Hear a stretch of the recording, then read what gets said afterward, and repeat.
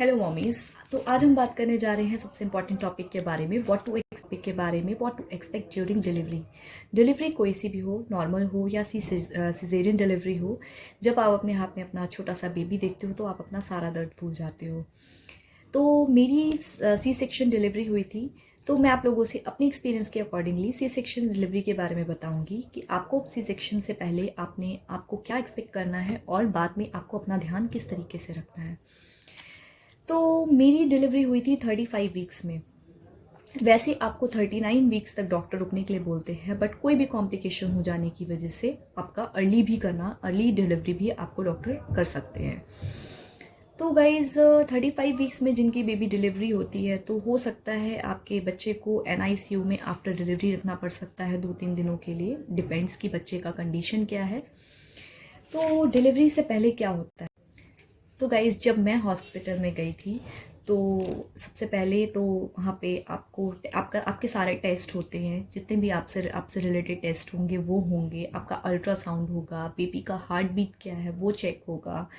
तो मेरे टाइम पे ऐसा हुआ था कि मुझे एमनाइटिक फ्लूइड लॉस होने लग गया था और बेबी की मूवमेंट पूरे दिन कुछ भी नहीं हुई थी, जिसकी वजह से इमिडिएटली मुझे डॉक्टर के पास जाना पड़ा था।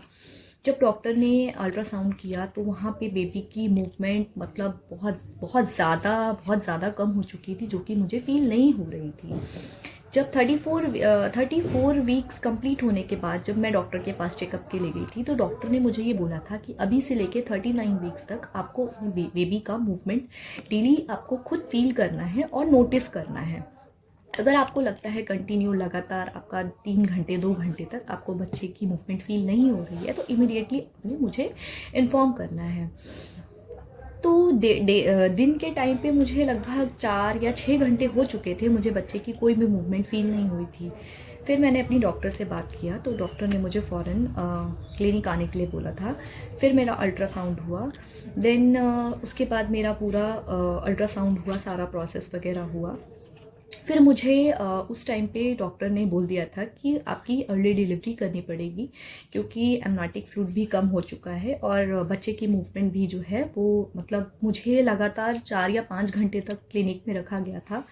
और पहले मेरा अल्ट्रासाउंड हुआ, उसके बाद फिर मेरा 4th आवर में अल्ट्रासाउंड हुआ। तो दोनों टाइम पे डॉक्टर ने यही बोला कि बच्चे का मूवमेंट जो है वो बहुत ज़्यादा स्लो है और मतलब ना के बराबर था, तो जिसकी वजह से लेकिन हार्ट बीट जो थी वो बिल्कुल परफेक्ट थी उस टाइम तक। तो डॉक्टर ने ये बोला था कि अर्ली डिलीवरी जो मिसकैरेजेस हो जाते हैं लास्ट मोमेंट पे, उसके यही ज़्यादातर पॉइंट्स रहते हैं। पहले एमनाइटिक फ्लूइड धीरे धीरे कम होता है, फिर बच्चे का मूवमेंट स्लो हो जाता है, तो एमनाइटिक फ्लूइड कम हो जाने की वजह से बच्चा आपके यूट्रस से चिपक जाता है। उसके बाद धीरे धीरे उनका हार्ट बीट कम होना शुरू होता है। तो डॉक्टर ने बोला था कि मे बी ये डेंजरस हो सकता, और हालांकि मेरी बेबी का जो पोजीशन था वो भी ब्रीच था 35 वीक्स तक, तो उसके भी चांसेस डॉक्टर को कम लग रहे थे कि वो अपनी पोजीशन तक लास्ट वीक में आ पाएगा। लेकिन डॉक्टर ने पोजीशन की वजह से मेरी डिलीवरी अर्ली नहीं करी थी। मेरी जो प्रॉब्लम थी वो यही थी, बच्चे की मूवमेंट स्लो हो गई थी, बिल्कुल नहीं हो गई थी, क्योंकि लगातार 8 9 10 घंटे तक उसकी मूवमेंट हुई ही नहीं थी। देन उसके बाद मुझे हॉस्पिटल में उस टाइम पर ही एडमिट कर लिया गया था कि आपकी डिलीवरी आज ही करनी पड़ेगी। तो डिलीवरी होने से पहले क्या होता है कि वो आपको जब अपने रूम में लेके जाते हैं, बाकी आपकी फाइलिंग वगैरह का काम होता रहता है, जो भी आपके साथ आपका फैमिली मेम्बर है। उसके बाद आपको वो ऊपर लेके चले जाते हैं, आपके हाथ में IV लगा देते हैं, आपका ड्रेस चेंज करा देते हैं और कैथेटर लगा देते हैं, और ये सारा जो भी प्रोसेस होता है वो उनका स्टार्ट हो जाता है। और आपका टाइम और जो भी जिस समय पे आपकी डिलीवरी होनी है वो भी डॉक्टर डिसाइड कर लेते हैं, क्योंकि उनको अपनी पूरी टीम बुलानी होती है, पूरी टीम उनकी होती है वहाँ पे। एनेस्थेसिया के लिए अलग होगा और बाकी आपके बच्चे के डॉक्टर्स अलग होंगे, फिर आपकी जो डिलीवरी करेंगे वो डॉक्टर्स अलग होते हैं, उनकी पूरी टीम होती है। तो पहले वो आपको पूरा प्रोसेस समझा देंगे, जो भी आपको एनेस्थेसिया देगा वो आपको पूरा प्रोसेस आपको आके समझाएंगे। वो आपको कि पहले वो आपसे पूछेंगे कि पहले आपका किसी तरह का ऑपरेशन हुआ है या नहीं हुआ है, या आपको किसी दवाई से एलर्जी है या नहीं है, किसी पर्टिकुलर मेडिसिन, आप ऐसी कोई मेडिसिन है जो बड़ी आप डिजीज़ का मेडिसिन ले रही हैं, तो वो ये सारी चीज़ें आपसे पूछेंगे। तो आपको अगर इस तरह की कोई भी प्रॉब्लम है तो आपने बिल्कुल उस टाइम पे अपने डॉक्टर से बिल्कुल आपने बता देना है, छुपाना नहीं है। तो वही सब चीज़ें हुई। जो आपके हाथ में वो आईवी लगाते हैं वही आपके साथ 2-3 दिन तक रहता है, क्योंकि सिज़ेरियन नॉर्मल डिलीवरी में तो मे बी उसी दिन डिस्चार्ज कर देते हैं, बट सिज़ेरियन डिलीवरी में आपकी कंडीशन पे डिपेंड करता है, बट मैक्सिमम 2.5 दिन तो रखते हैं। तो मैं भी 2.5 दिन के बाद ही मेरा भी डिस्चार्ज हुआ था वहाँ। तो उसके बाद क्या होता है कि उसके बाद फिर आपको जो भी आपका टाइम होगा उसके बाद फिर वो लोग वहाँ से आपको स्ट्रेचर से ही आपको वो ऑपरेशन थिएटर लेके जाएंगे। अगर आप बोलोगे कि नहीं मैं पैदल जाऊँगी तो वो लोग मना करते हैं कि नहीं आपको नहीं जाना है। दूसरी बात ये कि आपका जब भी ऑपरेशन, आप जिस टाइम पे भी आपका ऑपरेशन होना है उससे 6 से 8 घंटे पहले आपको भूखे रहना है, कुछ खाना नहीं है। तो डॉक्टर ये भी आपसे क्वेश्चन करते हैं कि आपने कुछ खाया तो नहीं है, या लास्ट कब खाना खाया था आपने, लास्ट मेडिसिन आपने कब ली थी। तो ये सारी चीज़ें आपसे पूछते हैं। देन फिर वो आपको ऑपरेशन थिएटर में लेके जाते हैं। ऑपरेशन थिएटर एक ऐसा हॉल होता है जहाँ पे मतलब बहुत बड़ा हॉल रहता है, वहाँ का टेम्परेचर बिल्कुल आपके डिफरेंट रहता है। उसके बाद वहाँ पे एक बोर्ड होता है जहाँ पे सारी चीज़ें लिखी रहती हैं, आपका नाम, आपका हाइट, वेट, फिर आपका आप किस टाइम पे आप वहाँ पर एंट्री हुई है आपकी, आपका ब्लड प्रेशर, और फिर वहाँ पे और भी चीज़ें मेंशन रहती हैं, बेबी किस टाइम पे डिलीवर हुआ है, वो सारा चीज़ उनके बोर्ड पे मेंशन रहता है। फिर आपको वो आपके जो भी आपका ऑपरेशन वाला जो बेड होता है उस पर आपको वहाँ पे बिठाएंगे। फिर वहाँ पे आपको जो आपको एनेस्थीसिया देंगे वो दोबारा से फिर आपको आपसे बात करने की कोशिश करते हैं, आपको डाइवर्ट करने की कोशिश करते हैं, फिर आपको वो चीज़ें बताते हैं कि तो मेरे टाइम पे उन्होंने मुझे ये बताया था कि हम आपको एनेस्थीसिया लगाएंगे स्पाइन में, तो आपने हिलना डुलना नहीं है। तो वो मुझे मतलब हंसी मजाक करके थोड़ा सा डाइवर्ट करने की कोशिश कर रहे थे।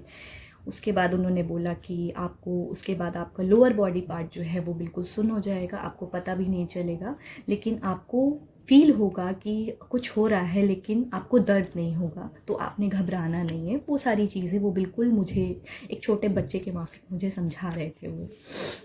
उसके बाद फिर मुझे एनेस्थीसिया लगा और फिर मुझे लिटा दिया गया। और मैंने उन हॉस्पिटल गाउन पहले से ही जब उन्होंने मुझे पहना दिया था। फिर उसके बाद मैं मतलब ऑपरेशन थिएटर पे लिटा दिया। तो एनेस्थीसिया लगने के बाद भी मेरे जो पैर वगैरह है वो उठ रहे थे, मतलब पूरा जस्ट तुरंत नहीं होता है, वो धीरे धीरे होता है। उसके बाद जब तक वो मुझे लिटा देते हैं एनेस्थीसिया देने के बाद, उसके बाद वो अपना सारा प्रोसीजर तब तक स्टार्ट करते हैं। एक हाथ में वो ब्लड प्रेशर का लगा रहता है, एक पे आईवी चढ़ा रहता है, तो सारी मॉनिटरिंग होती रहती है उस टाइम पे। तो वहाँ पे काफ़ी सारे उनके स्टाफ होते हैं, तो वो सारी चीज़ें समझा मतलब वो जो एनेस्थीसिया देते हैं वो अपना। और उसके बाद फिर आपकी आँखों को वो आपकी आँखों के ऊपर कुछ ब्लाइंड फोल्ड करके रख देते हैं ताकि आप अपनी आँखों से कुछ ना देख पाओ। तो मैं सिर्फ अपने कानों से सुन रही थी जो भी हो रहा था। उसके बाद तुरंत उनका पूरा फटाफट जो है उनका प्रोसेस वो स्टार्ट हो जाता है। फिर आवाज़ आ जाती है, आपको पता भी नहीं चलता कि अभी तो मैं लेटी थी, अब तुरंत बेबी डिलीवर हो गया, पता भी नहीं चलता है। फिर उनका स्टाफ आपको बेबी दिखाता है और इन बिटवीन आपके स्टिचेस और वगैरह की सारी प्रोसेस जो है वो कंटिन्यू डॉक्टर्स कर रहे होते हैं। तो पूरे प्रोसेस में आई थिंक 45 मिनट्स लग जाते हैं। उसके बाद फिर वहाँ से वो मुझे रिकवरी रूम में लेके गए। 2 घंटे उन्होंने मुझे वहाँ छोड़ा। तो उस टाइम तक तो मुझे पेन का कुछ भी नहीं पता चला। मतलब उन्होंने अपने ऑपरेशन बेड से जब उठा के मुझे स्ट्रेचर पे रखा और स्ट्रेचर से उठा के जब वो मुझे रिकवरी रूम में लेके गए, तो बस मुझे ऐसा फील हो रहा था कि हाँ मतलब मेरे दर्द तो हो रहा है मुझे, लेकिन मुझे महसूस कुछ अंदर से हो रहा था, बाहर आउटर पेन नहीं हो रहा था मुझे। बट धीरे धीरे जैसे समय 1.5 घंटा 2 घंटा जैसे समय आपका ख़त्म मतलब होता जाएगा, तो आपको पता चलेगा कि हाँ मुझे दर्द हो रहा है। तो वैसे ही मुझे एकदम से दर्द का पता चलने लग गया।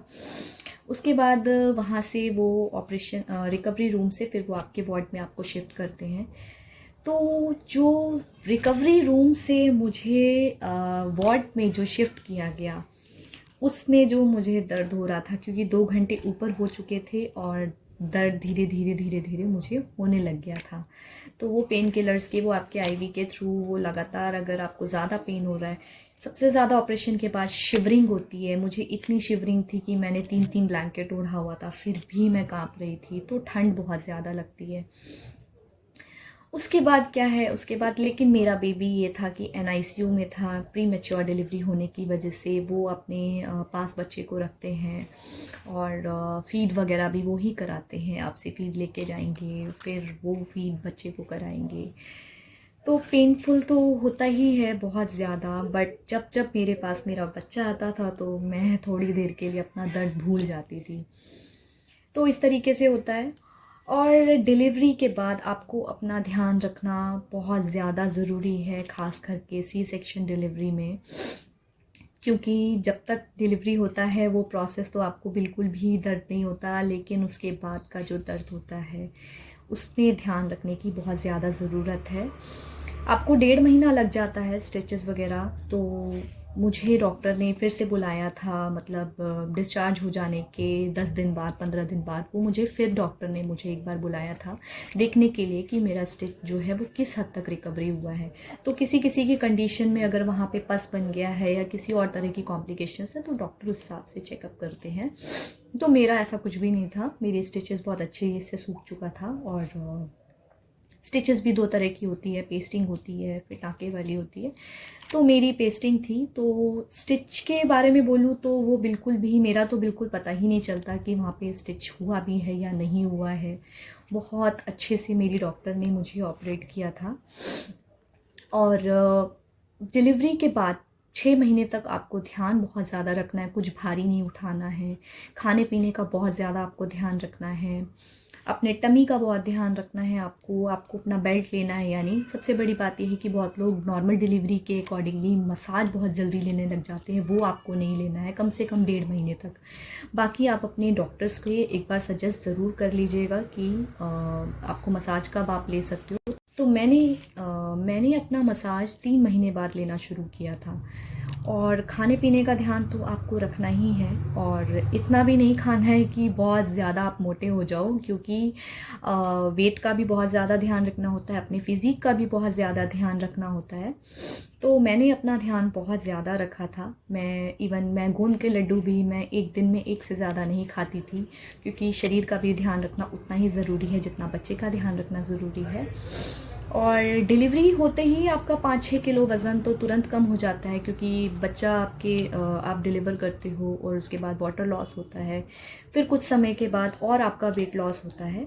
लेकिन हाँ, सारी चीज़ें डिपेंड कि आप ध्यान अपना कितना रखते हो। तो मैंने अपना ध्यान इस तरीके से रखा था। तो अभी जो मेरा बॉडी वेट है वो बिल्कुल डिलीवरी के टाइम जितना मेरा बॉडी वेट था उतना हो गया है वापस। तो इट डिपेंड्स कि आप लोग अपना ध्यान कैसे रखते हैं। तो आप अपना ध्यान रखिए। और इसी तरीके, अगर आपको मेरी वीडियो अच्छी लगी हो तो उसको लाइक और सब्सक्राइब करना मत भूलिएगा। तो मैं न्यू कंटेंट के साथ दोबारा आप लोगों के सामने न्यू वीडियो लेके आऊँगी। तब तक के लिए बाय।